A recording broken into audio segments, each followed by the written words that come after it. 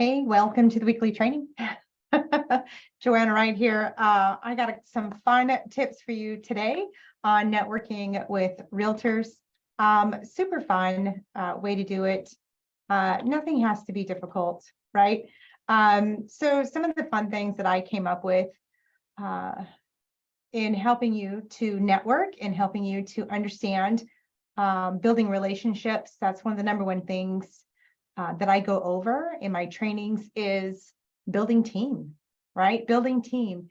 And one of those team members you can actually leverage the most for getting leads, referring leads, help with market research, help with title, help with so much, right?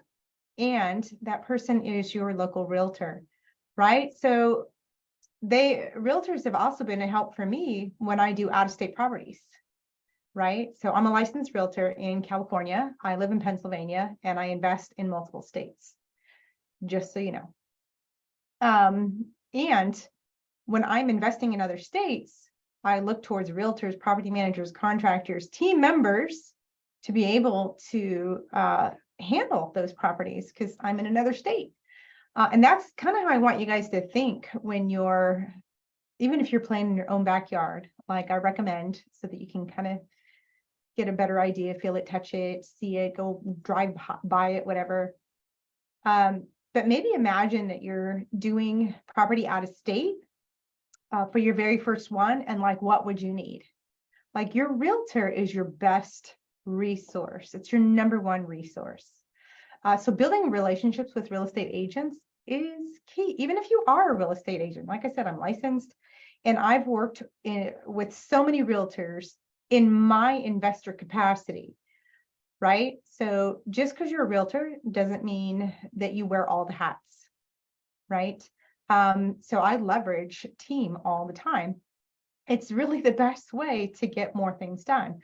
I have 3 properties in escrow right now. Should be closing this week. However, I couldn't have done it without realtors, right? And this is in multiple states, okay? So the 3 that I'm closing on are different states. So the number one step is to build relationships, okay? Build relationships with real estate agents to be specific, okay? So if you're coming here live, say, hello, hashtag live or hashtag replay. You know, I love to say hello. But develop strong relationships with real estate agents. It's crucial to your business. So the first thing you get to do is attend a real estate networking event, right? Look for the local real estate agents in the area. You could do this online and you could do this in person, okay? In the place where you're actually going to invest is what's important, okay? They specialize in distressed properties.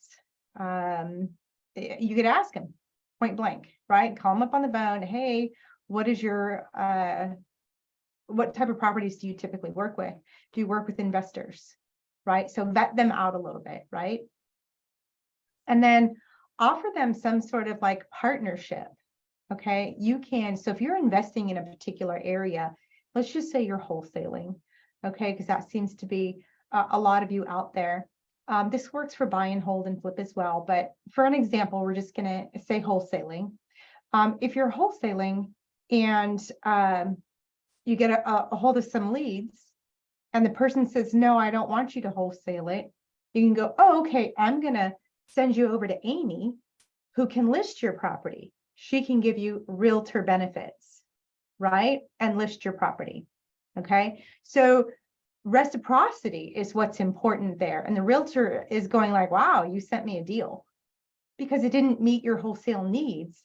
Don't just throw it away, make it useful for someone, right? Lead with a servant heart is what I always say for my clients when they talk to sellers. Okay, so you're there to support them in every way, shape, and form. If the deal doesn't work for you, how does it work? Maybe you refer it to a realtor, maybe you refer it to an attorney, right? This is how you build up reciprocity deposits in your team, right? Giving them different things. Maybe they just need a handyman to quickly do something so that they can get a better deal, oh, fine, I can send over George, right? So anyways, it's just a great way to add value. When you tell a real estate agent, hey, I have this client for you, they're going to be super grateful. And when they get the actual off-market property that fits your criteria, they're going to go, hey, Joanna, this is the deal for you. We've talked quite a bit. You've sent me a business and I'm going to ask you first, right? So that's kind of how that works. So just communicate clearly what your investment criteria is. Educate the realtor. They don't know, they can't read your mind. And there's so many different people out there that with different criteria that being specific is key. Okay, being specific is key. Not just, oh, if the numbers work, send it to me. That is the wrong answer. I can't tell you how many times I've heard that. The numbers work, give it to me. So no, it's a story, it's a problem, right? It's a story, it's a problem with the seller. And they're going to give it to you first, because, or if they need to list it, they could pocket list it and sell it to you anyway. So, but understanding the story of the seller is key. It's one of the main ingredients. I've had investors go, oh, I can't find deals in this market. I'm like, okay, I'm closing on 3 right now. I find deals, right? I'm like, oh, well, the numbers just don't work. I'm like, did you talk to the seller? Why? The numbers don't work. Like, oh my goodness.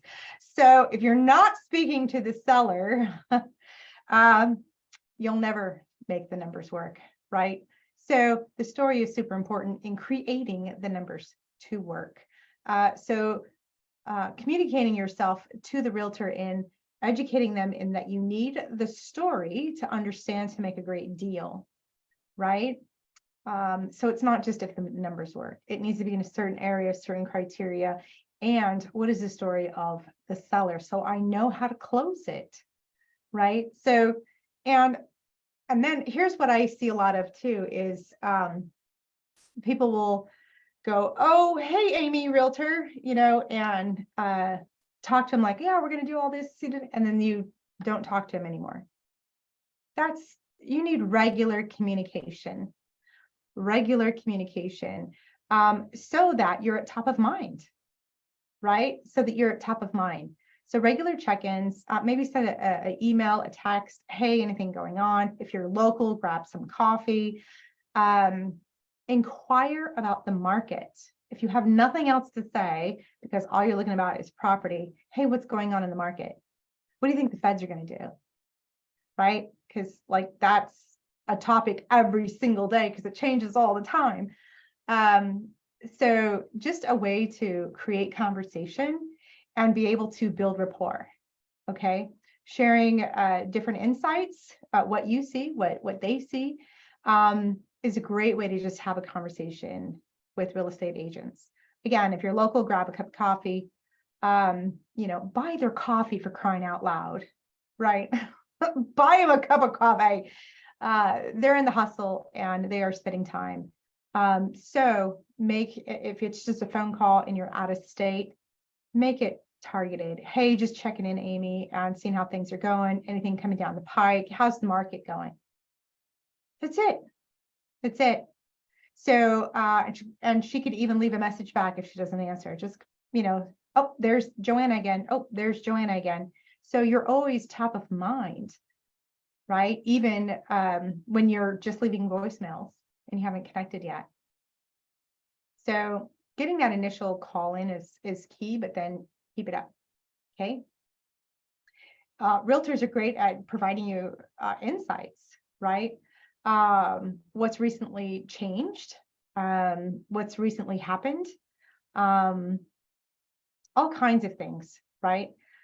Case studies. Hey, this realtor did this or this investor did that. You might think about it, right? Share about deals. Okay, they ask them to share about deals. You can share about deals that you've seen, right?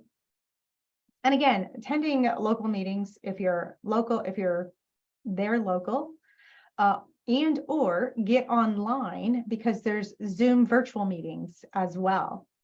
So be present, get to know people. Nobody knows what you want if you don't show up. Okay? Nobody knows what you want if you don't speak up.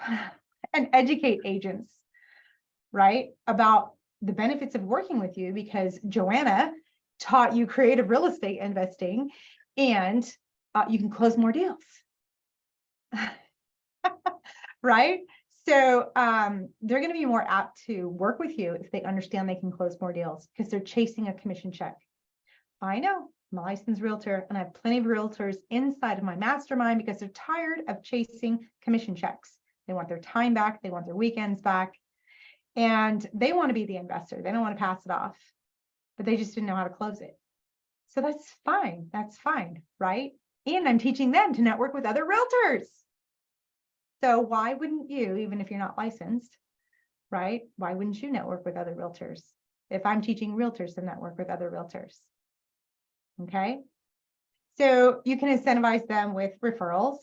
So in California, it's not legal to accept a referral fee, but there's some gift things that you can do, okay? So know what it is in your state, what's legit for a realtor to receive.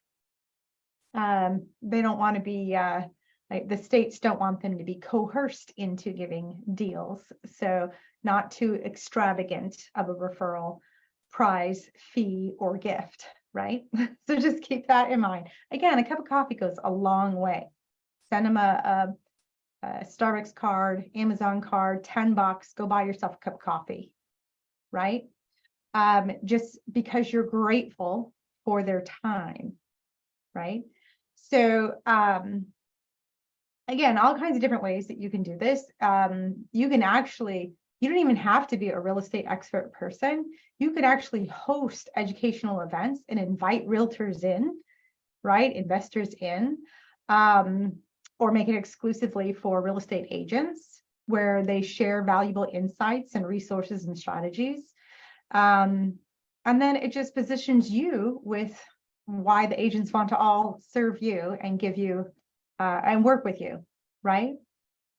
It strengthens your relationship with the agents.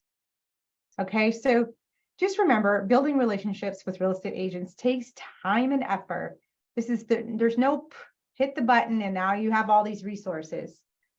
I know you guys are used to that because you Google tube all the information, you go poof, there it is, but it doesn't make any sense, right? Because you haven't dove into it and got a game plan, right? Like I give my clients a game plan and they stick to the plan. Same thing with building relationships. Just because you said hello, Amy, realtor, doesn't mean there's a relationship there. It just means you said hello. Build something, right? Follow up.